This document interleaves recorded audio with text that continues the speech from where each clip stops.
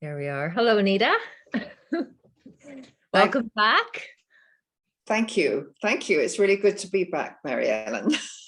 So we have Anita Bryce with us again today, which is fantastic. So Anita is a retired sex therapist and relationships counselor, and I'm sure she has other titles that she can use as well.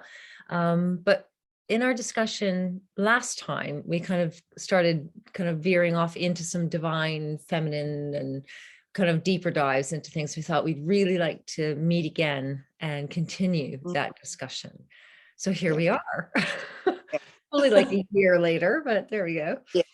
So it's just kind of cool. But I thought maybe we'd start with, because we want to look at the divine feminine, which is interesting in these times, as we see some very patriarchal structures crumbling, not fast enough for some. But also to take a look at maybe some defining of what divine means, because when we again, stepping away from a kind of a male masculine patriarchy structure, it steps away from a religious structure as well, you know, in the meanings of words and divinity and what's sacred and sacrosanct and all of those kind of words that sound very churchy, but they're not. They're spiritual words that have not much to do with that at all. So I think maybe kind of laying some groundwork around terms and meanings of things would be pretty cool to start with. Yeah, I think that's a really sort of good beginning to sort of think about, you know, that sort of crossover sometimes between religion and spirituality. Because to me, sort of religion is about beliefs and spirituality is about emotion. So I think, you know, and there is a crossover, but I think, you know, especially thinking about young people at the moment and, you know, this really defining time for them, that I think it's sort of so important to address our spirituality.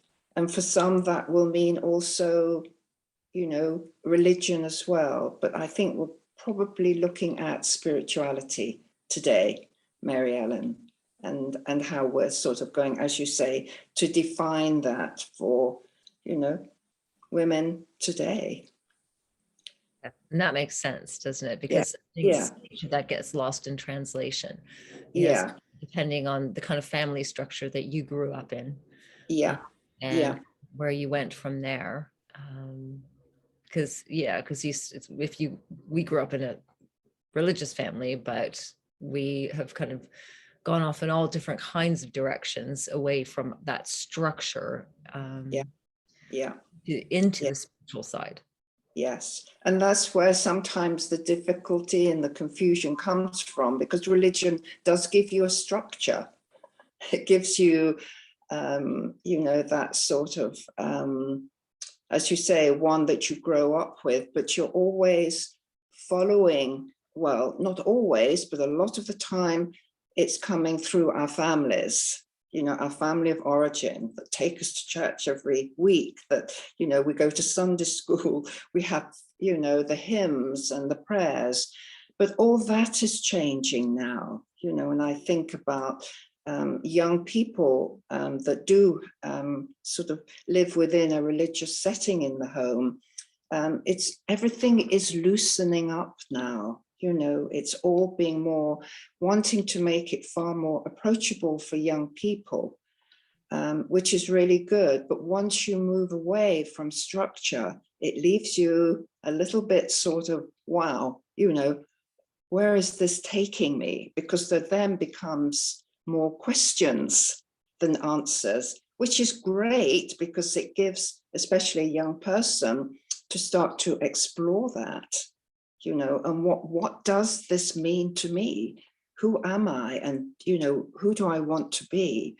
So I think religion is loosening up its ties of structure and giving young people and, you know, and older people too, an opportunity to define, you know, who they are, what they want to be, where they want to be. But then that again moves us into that sort of wonderful space really of spirituality, which gives us even more greater opportunity really for women, particularly at the moment, to start to explore that, and give them that greater sense of, who they are, who do they want to be, and how do we get there? Because I think defining Maryellen's spirituality is quite difficult anyway, isn't it? Yeah, because it has, in practice, it means something completely different to just about every single person and how they embody, how they practice it. Yeah, it is. And I think this is, if we think about the subject today, I think the family, as you mentioned earlier, it's so important that, families maybe get involved in this together. I know spirituality is very much about the emotion. It's very much about you, but, where you start that conversation, where you start to explore spirituality, I think that can always start, within the home. And well, I think that's a wise place for it to start. Yeah. And being able to, I think we mentioned this in our last time together, how important it is for people to sort of family to get together and to start to have discussions around the table. And I think sometimes this is how we can start to help our young people to have, to start to have this conversation and what it means to us. And, and through that, maybe, the woman can start to really define where she wants to be with it, and getting the words there to talk about what is spirituality, I think is just so important. And it's interesting because when you look at some of the past structural issues with religion, one of the reasons a lot of people pull away from it is the punitive aspect of it. Yeah. That if you don't behave or act in a certain way or have this certain set of beliefs, then you are condemned. Yeah. And, there's people who are listening to something inside of themselves that have a different knowingness about it. And it isn't really a belief system so much as they just know that just doesn't feel right. So then you come to your emotional response. So it's interesting. And I think things have had to unwind over periods of time as society changes, which is for the better, but and there's so many different directions we can take this conversation. For women especially, I think it's a big thing because, in the past, we've always been in service, which is fine, but also subservient in many ways, and certainly in the majority of world religions. So and what you're saying there is, with world religion, that those structures have been in place for so long, and it is a way of holding on to their power. And actually the power of strength and punishment in all religions is, it holds people in, in awe, if you like, or it holds them sort of really being fearful and having to obey, as you say, rather than sort of thinking, well, is this, what does this mean for me? And I think there are many ways in so many religions now where that maybe won't happen because of the structure. However, I think I can see a change, and in, maybe other less powerful, if you like, religions where the cracks are opening and that young people are really being welcomed in with a very, very different message, and they're really being welcomed in to have a voice, to have an opinion, to have fun. I mean, this is really, it can They come. haven't had that for the last couple of years. No. It gets lost. Humor, fun, challenge. All this can get lost in, maybe, as you said right at the beginning, in where we are at the moment, in our, sort of, the life of our country and the life of where we are. We've just gone through a really, we're still going through, but the really difficult time of COVID, and that changes things as well, hugely. And, I think it's, even with these really difficult times, I think it gives us an opportunity to say, okay, so we've been through this, we're still going through it to a great extent.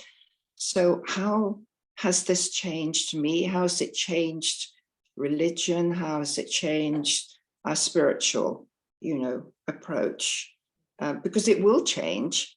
We can't go through this without change and without having to rethink. So I'm all for, well, let's use the opportunity, and say, how do we want to come through this? Who do we want to be at the end of this? And yeah. Which are the important questions, aren't they, in terms of that spiritual aspect as yes, your own self, and what creates divinity, connection, and belongingness in yourself and in your friendship groups, in your families, in your communities, and the small parts of your life that are your grounding, that hold you together. And that sometimes is quite difficult, because what we're saying is we're sort of needing to open ourselves up to actually go through a great period of not knowing.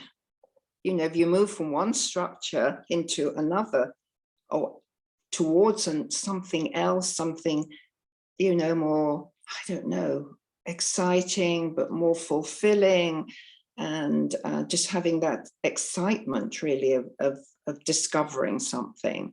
It means that we have to break away from beliefs that we had into something new. And, I guess those periods of isolation and, lockdowns will have affected people in different ways so much. Some will have women will have used that time particularly to just think about, wow, is this it? Something inside of me is saying I want an awful lot more. So what, how can I sort of start to do that? And others will have maybe, I don't know, retreated into a known world, because that feels, we are talking about life and death, and that sort of focuses the mind a bit, really.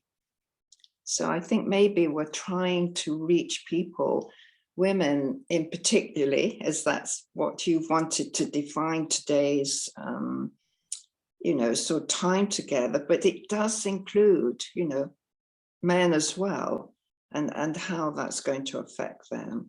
But yes, so it's a big question. And how can we encourage that to continue? Where do we go from there? It's interesting, isn't it? Yes. Yeah. And in terms of kind of the stages of being female, coming from the child or the maiden into the mother and into the crone, and kind of each stage is so different and has so much growth and so much potential. And I know, looking at my girls growing up now, not in a religious structure, but in a spiritual structure, where if they understand that there is something greater than themselves, without being attached to a name, or without being necessarily attached to a structure, they can find that for themselves. But I think some of those value systems are really important, and it isn't just about like 10 commandments and, you must obey and all that kind of stuff. it is something that you feel on the inside in your connection to things outside of yourself in terms of your natural environment and how you care for it, you know, and how you care for yourself, how you care for your friends and families, and how you connect with them. Yeah. Just Yeah. watch the younger ones grow up. You're Yeah. ahead of me on that. You're in the next generation. Yeah, exactly. Yeah. But you know what you've just said with your girls, the greatest model for them is you. That's You different. know, because, you know, I guess as mothers, if we're taking the generations as mothers, then, you know, it's how they are, you know, modeling, let's say, spirituality, and bringing it into, you know, their children's lives, is how the children will either, you know, begin to want to embrace it, or actually find it embarrassing, or, you know, difficult, or, you know, not for them. But, you know, if we can give them that permission, just to, as you say, to explore what spirituality means. I remember what we were in France, and one evening, early evening, we decided as a family to go for a walk. And we decided that on this walk, because we sort of live in France, in rural France, and there was a pilgrim's way close to the house. Wow. So we decided to walk along the pilgrim's way, and it's just a rough path and stone walls on either side, but it goes on for a couple of miles. And we did the walk in silence. We didn't talk, but what we did was, you know, to use our senses. So sound, sight, but most particularly feeling and the emotions that came out of that.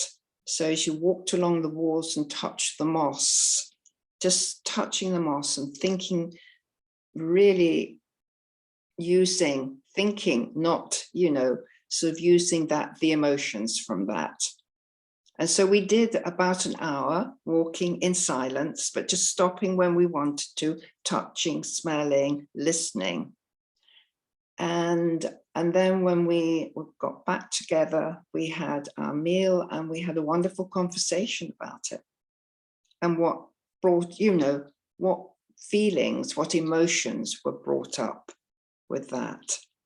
And so it's things like that, conversations like that you can have with your friends, or, you know, with your family, which makes it, I think, more of the moment instead of having to get into any sort of deep discussions about, you know, what does spirituality mean? Small steps, but it was quite an evening. I think to do that too, because sometimes Yeah. people lose their sense of being, Yes. rather than constantly doing. Yes. Yeah. Yeah. Encouraging, you know, the family to maybe, I was just thinking of how you do that, you know, through art, you know, or through music,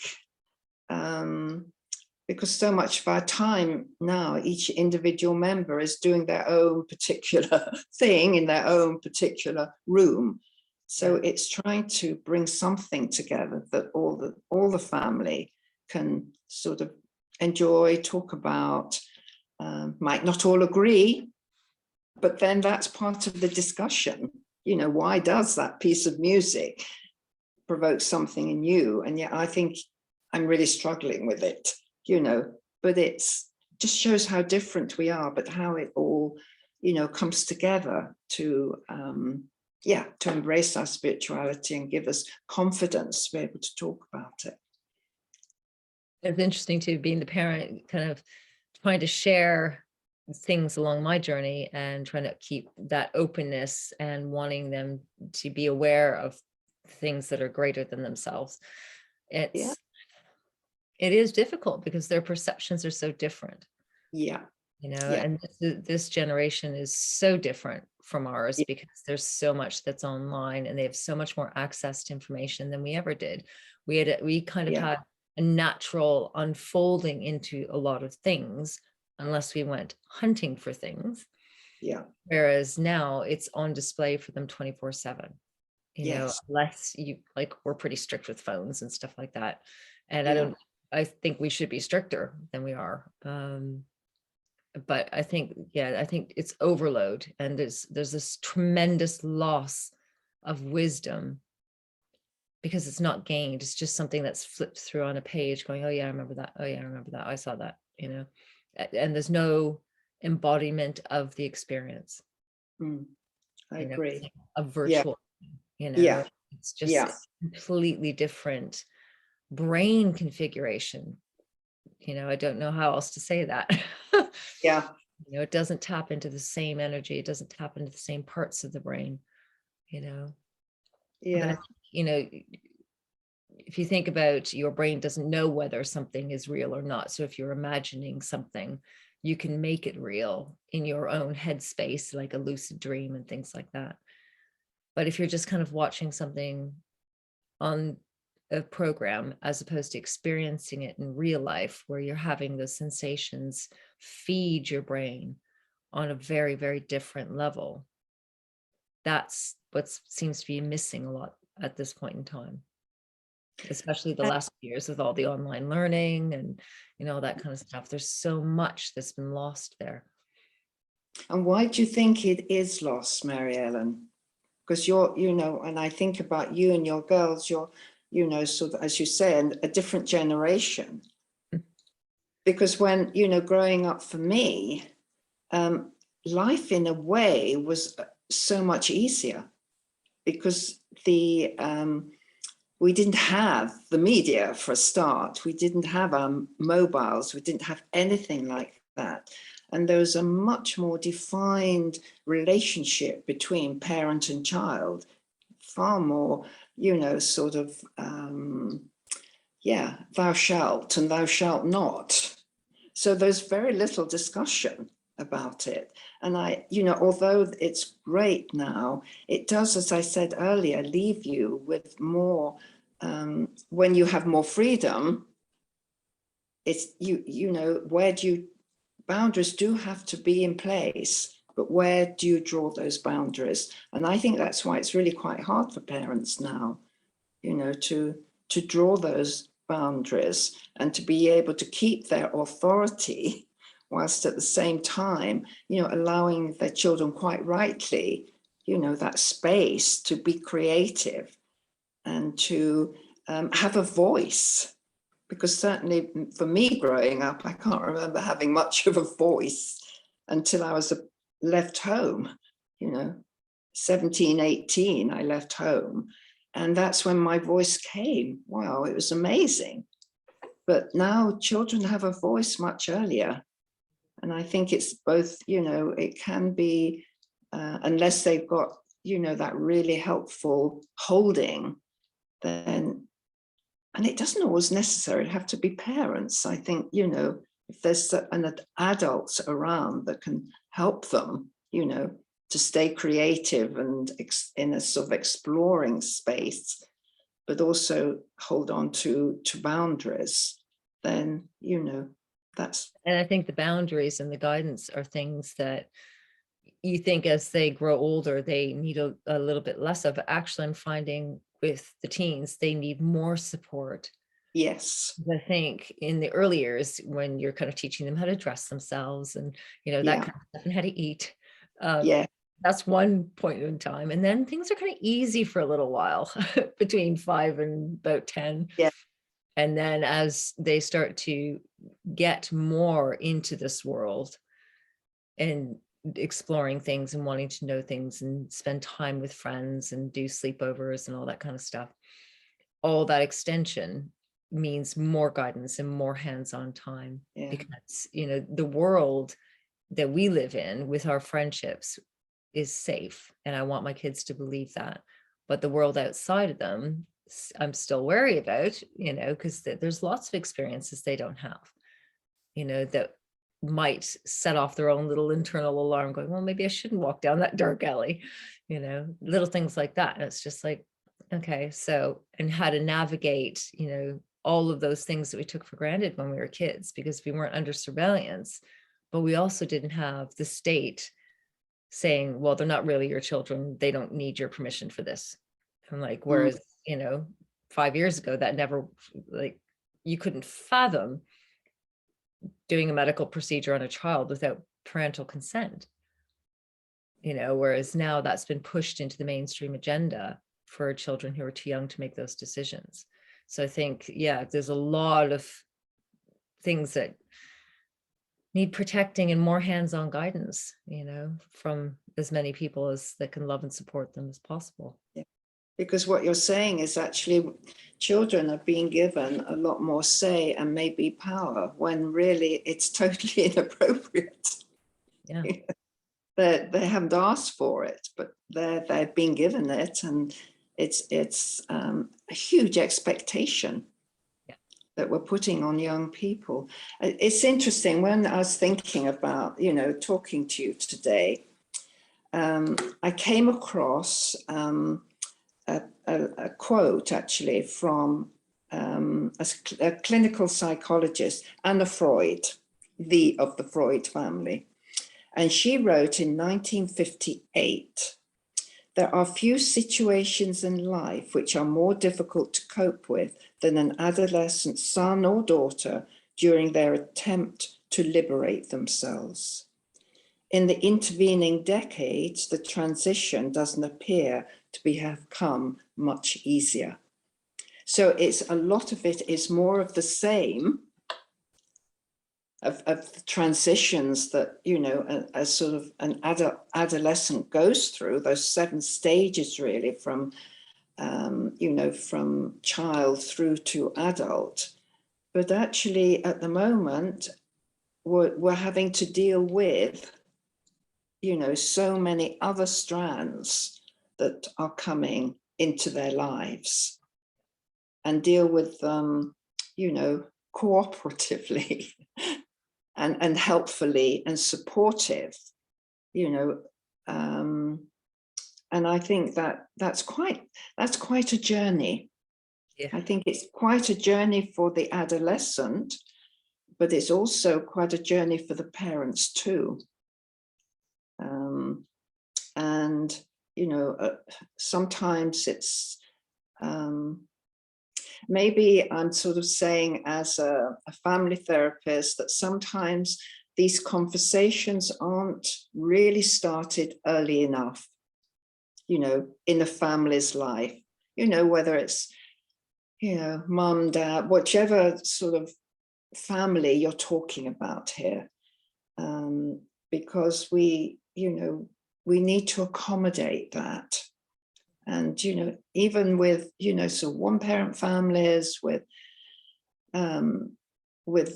lots of different structures of family, we can't still come down to that one basic sort of element. And that's being able to talk to each other, to be able to listen, and to be able to give that space to respond.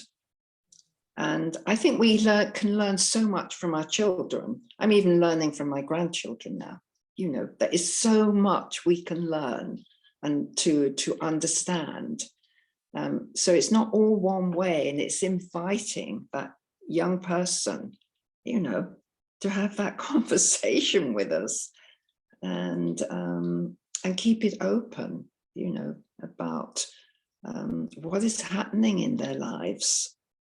Because how often do we, tell them what is happening in our lives, except when things are going terribly, we're exhausted, or, things are all too much for us. So it's having that fun and keeping that sense of humor that brings us through, and just starting it early, instead of suddenly, at the age of, I don't know, 14, having that, who are you? You're not the person I thought I was bringing up. You're someone totally different. Well, not really. They're still the same person, but things have, things have changed, and maybe within their lives, within their growing up, within, whatever is going on for them. But yeah, we do need to be aware and have that conversation that things, just having a full overview of what's going on in their lives, whether, all the different areas, so that we not only can welcome the successes, which we love, but also be aware of things that might be changing, that they're struggling with, that they're not quite the same. I suppose as adults, we're used to talking about that, but children really find it quite hard, to explain what is going on for them, because they don't really understand it themselves. So, it's just keeping alert, which I guess you know about, Maryellen. Yeah. Always learning. Always learning. So, yeah, interesting. Coming back into that spiritual side of things, from kind of trying to find, as a parent going through it, and that divine feminine side, and trying to figure out what that means. And, in today's world, and how we fit in, where we fit in, and how you find some balance with a world that's constantly angry, and with a world that's constantly fighting about things, where we still see there's so much going on worldwide, with wars and with shutdowns, and, controlling behaviors, which are really hardcore, I think, toxic masculine behaviors. Because when I look at the way the world works in terms of an earth side, things that grow and survive come from cooperation. Everything works together, and that's not what we're seeing at the moment. In small pockets of communities, we're seeing people come together and really support each other. But in the world scheme at the moment, it is a very different energy. And so kind of watching that start to shift a little bit, and to bring more nurturing and more caring and more compassion, and understanding that, people are in different situations. So that kind of aspect of that internal spirituality in ourselves, and bringing that back into balance, and maybe seeing that reflect more in the world that we're living in at the moment. Yeah, I think that's really important, because I think it can take you over. All the things you've just described, it can, because it's a bombardment, and it's unrelenting, and it can become, well, how it is, that there isn't anything else that's coming forward to give us hope. And I think, we're talking about hope here. We're talking that having that hope that, out of this, new shoots can come, that actually in there are good things happening, but how often are we encouraged? And maybe how often do we really encourage ourselves and young people to look for what is really good that's going on around us? And that's maybe where the strength comes, that we have to, that's what we really do need to do, is look at what there is. And there is a lot out there, but we're not encouraged to see it, because always the horror of the negative is far more appealing, especially from the media. So we're looking for those young shoots in 2020. And we haven't had a TV since 1996. Yeah. So, if I want to keep an eye on things, I can do that, without feeling overwhelmed by it, and certainly keeping up with different research and what's going on in the grand scheme of things from reliable sources rather than sensationalist type stuff. Yeah. But so that becomes the normal, Maryellen, instead of the other. And as you say, but that initiative is really is coming from you. We have to sort of lead the way, really, to give them that sort of opportunity to explore what else is happening out there, you know, and how they can, I don't know, embrace the good, and the, you know, the sort of what's within themselves as well, you know. And I think this is why maybe quite a few young people lose their way, because they've lost that hope. They've lost that hope and expectation of life actually can be, you know, pretty good. Yes. If you Yeah. The last couple of years for sure, because we've seen a lot. Yeah, there has been a loss. Yeah.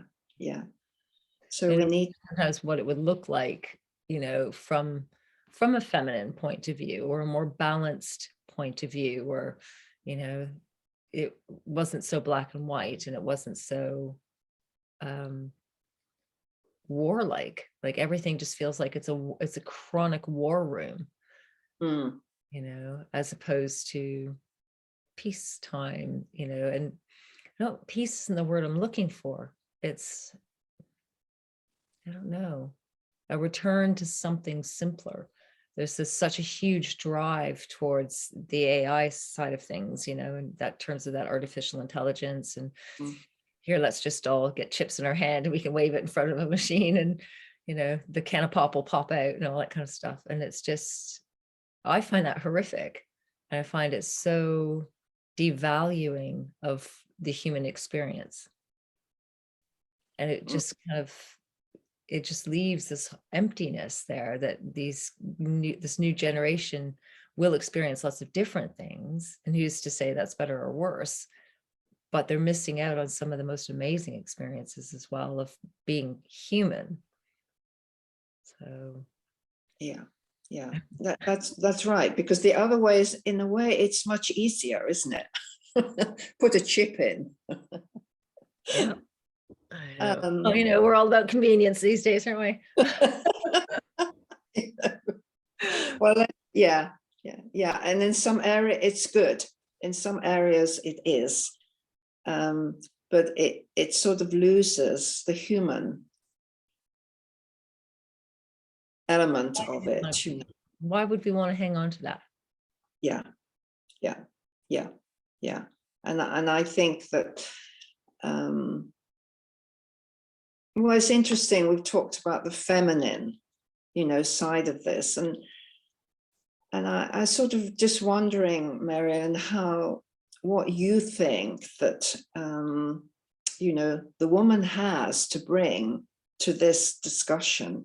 What is it that are her greatest gifts that she can start with herself, but as you know, but it's about being able to imbue it into, you know, her family and those around her. And I don't know what, you know, because she does have the strengths to do this, but it's a lot here about us, you know, maybe encouraging it to happen, because there is so much that is stopping it from happening. Yeah, it's a big, I don't know, tornado. Yes. It's a huge, and I think for being women in the last, 50 years of like coming from industrial revolutions into wars, into women being put in their place at home, and like, that's a bad thing, but it's not a bad thing. But it's finding a balance and a way of working that isn't about working 40 or 80 hours a week to feed your children, and nurturing families and nurturing whole people, instead of just parts of people, and only the parts that fit into the society around us, which is based on a very material gain, capitalist society, you know. And it's really interesting, because when you look at the losses of children who take their own lives, and adults who take their own lives, people who have chronic illnesses, the lack of attachment in the early days from birth, a lot of the trauma that we see from the birth, because it's been so over medicalized as opposed to nurtured. You know, the whole role of a midwife in the beginning was to just be there to support a woman giving birth, not to take over. Right. And, you know, but when they get into a hospital situation, they're on a clock, and they lose that sense of self and that sense of control, and never regain that empowerment that comes from that birthing experience. And that's a massive tragedy. So I think there's such an endless cycle of so many aspects that are so finely balanced. Where do you start? You know, because if the trauma begins before you're even born, it just kind of continues out the other side, unless something stops it, which is more about the connection. And when you look at all the discussions people have about addictions, that, you know, it begins from the lack of attachment and the lack of connection. You know, that they're trying to fill a hole in their spirit that can't come from outside. You know, that has to come from that inner sense of self and connection. So yes, and that's interesting, you know, about what you just brought up about addiction, because we become addicted when the original search for something isn't happening. But we know we want something. We know we want something different. We know life can be different. We're searching for hope, but we can't get it. It's, you know, but we keep on and on and on, hoping that the next shot, that, you know, the next hit, the next will, you know, that will make all the difference, but it doesn't. And I think, you know, the way you've described, you know, sort of the birthing as well, that we sort of are in danger of losing our capacity to be able, you know, to think, hey, no, that these aren't my values.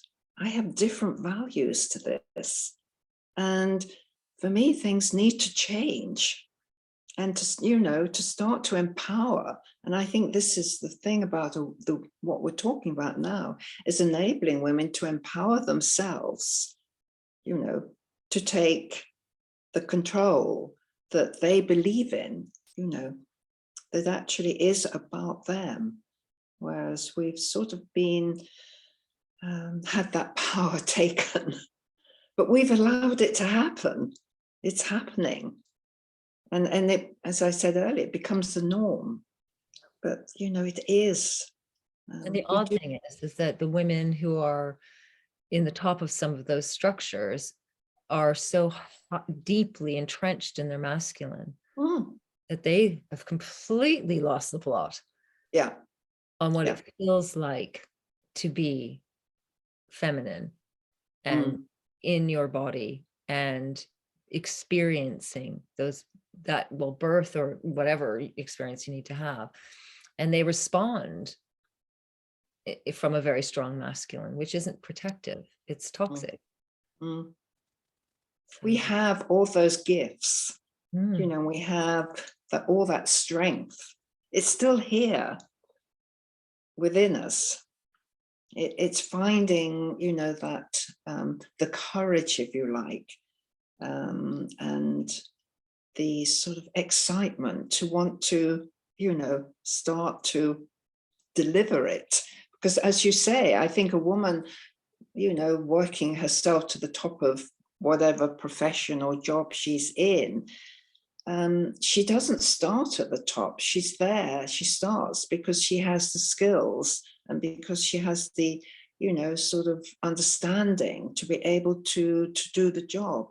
But it gets lost then along the way as she is, you know, sort of has to respond to what, you know, maybe the male side of how you think and how you do things takes over. So she loses all those gifts and aspirations that she started with.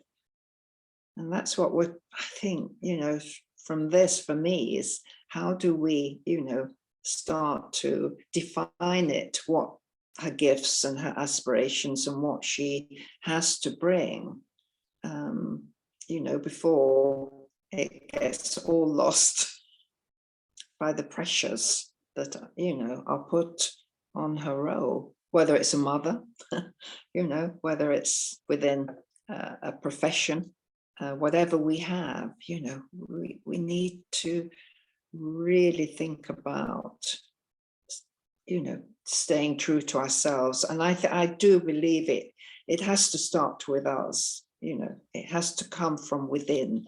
And we have to have that strength and that hope, to remain strong and alive and on fire, within us to be able to do it. Like being a vigilant guardian. We do, for ourselves as well as for others, yes. Because if we can do that, then we can, with that lightness, pass it on to, the next generation,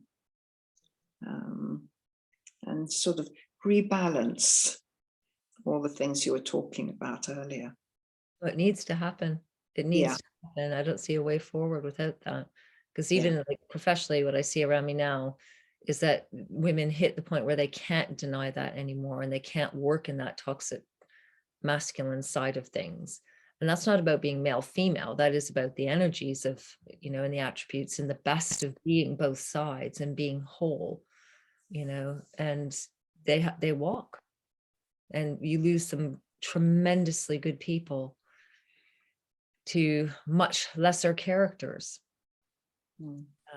because of that, because you just reach a stage where you can't not live in alignment anymore, because you do make yourself sick, right? So yeah, and it's a tragedy, because it is. Those systems are not built for people to nurture. So that's true. It's true. So it's where do we get our strength from, and our resilience to believe that we can make that change, that we can make a difference. Because without hope, well, how depressing. We have to do it. Yeah. How would you suggest to someone then, in terms of bringing themselves back into that place of rediscovering their feminine? What conversation would you have with someone who is feeling that little bit lost, like, I need to find my way back to myself? I think, and it is something, that I have, worked on with people. It doesn't come in like that. It comes, I see them through with something totally different. But what actually comes out of the conversation is just this. I've lost myself, and I don't know how, to get back to the person that I know is in there. And, I think I'd be really very interested to know, why, what differences, what changes have happened, and why do they think that's happened? What has actually been happening in their lives for these changes to happen, and for them now to feel so, frustrated, unhappy, and lost. And I think it's by, thinking about that, and for them to be able to have a conversation about it, that, they can bring forward all the things that have maybe drip by drip or bit by bit, has changed them. And why has that happened? And I think if they can sort of think, that is what it is, and they're not starting with this mass of how can I change. It's about thinking, what have I done or what has happened for me to get there? And what can I do now, even if it's drip by drip and little by little, to start to change it? You know, if there was one thing that you could change in your life right now, what would it be? You know, and it's that, I think, that helps to unravel where they are and give them that sort of breathing space to be able to, you know, make those changes, because we have got it within us, as I said before, to do that. Yeah, you could just say, well, maybe it's listening to some really amazing music, or, you know, sort of going, well, the things that we used to do, which was going to art galleries or going for, you know, sort of, well, long walks are great, but a lot of things have been stopped that we used to get our inspiration and our sense of freedom from. But, you know, I think talking it through, even if you've got a friend, you know, that you really trusted and would listen to you without interruption, you know, just talking to them. Or I guess as a, you know, working with couples, it's encouraging the couple to have, you know, that kind of conversation. Or, you know, just, I don't know, reading a really good book that someone has recommended that you can lose yourself in and start to think, you know, I can, you know, see something that I have been wanting, you know, to change in my life, in this person. It, you know, it's all there, but I think those conversations are the first ones. Find a trusted friend. Shed some light on it, you know. And the interesting thing is too, I think people get really frightened when they reach the stage where they're hitting that wall of realization that things can't keep going the way they're going. But it's also kind of an exciting thing. Sometimes I think having that awareness and then having conversations and then starting, because it makes you quite vulnerable to have to open up to people and say, I'm not doing so great. I really need to change a few things and I'm feeling a bit unsettled and a bit lost at the moment, you know, and being surrounded by positive people who see this as a rather exciting stage of your journey, because it is looking at the unknown and where do you go from there.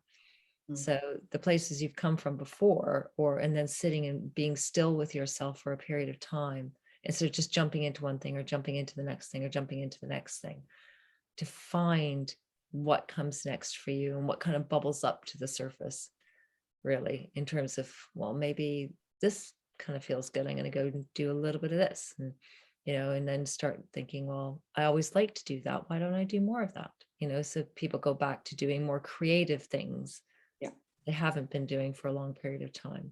Yeah. And it's so easy for them to forget that they did those creative things, you know, that there was exciting things that they really looked forward to, things that they were really good at, you know, things that other people really appreciated in them.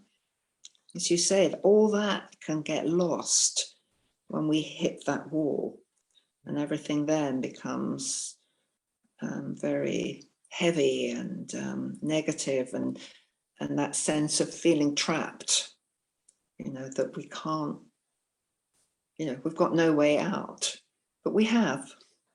It's funny too, I think, in terms of some of the motherhood journey, when you're constantly doing things with kids, it's just like managing a bag of cats or herding, you know, like it really is. And it's just whether you're gardening, whether you're doing art stuff, whether you, whatever you happen to be doing.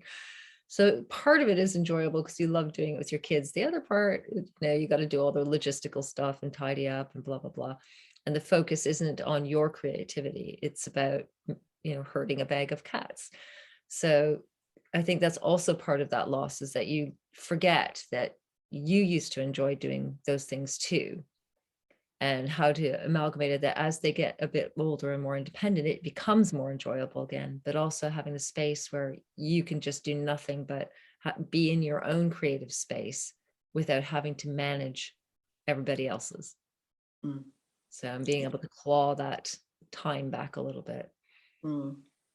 And I think it's part of being able to do both. You know, maybe a little bit less of herding cats and a little bit more, you know, you know, being within your own space and your own creative and spiritual, you know, space. Yeah, because we can, as you say, become so into it all being one way. And, you know, we'd like a little bit back, and we're going to take it, and we're not going to be a bad mum because we've taken it. You know, this is going to energize us, and you know, and really open, you know, open it up, to give us that, I don't know, yeah, joy. Yeah, we do need it. Yeah, more joy. More joy, more joy. Yes. Yeah. Yes, please. Yes, please. Yes. Yeah, it's funny. I haven't been in the water since Monday, and I really miss it. You know, for obvious reasons, this week I wasn't able Yeah. to. And Yeah. I'm looking outside. My friends are sending me pictures of them sea swimming, and it's just like, oh, it's so beautiful. You know, but that is an experience of joy, like it, and that's a full-on visceral experience of just kind of wading into freezing cold water with a bunch of crazy women, you know, or even on my own sometimes, and you know, really experiencing like it's like a cleansing. But it's impossible to come out of the sea the same person I went in.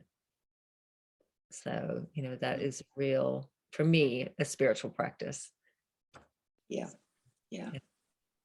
So it's really about the rest of the day. us all. I mean, I can't think of anything worse than that, Mary. Neither. That would not be my spiritual journey. But that's what I mean. Like something that would be your experience and bring that to you would be totally different. It is, and that is, and I think a lot of people know when you know what it is that is going to give you that feeling, as you've just described it, which is wonderful. I think that's great.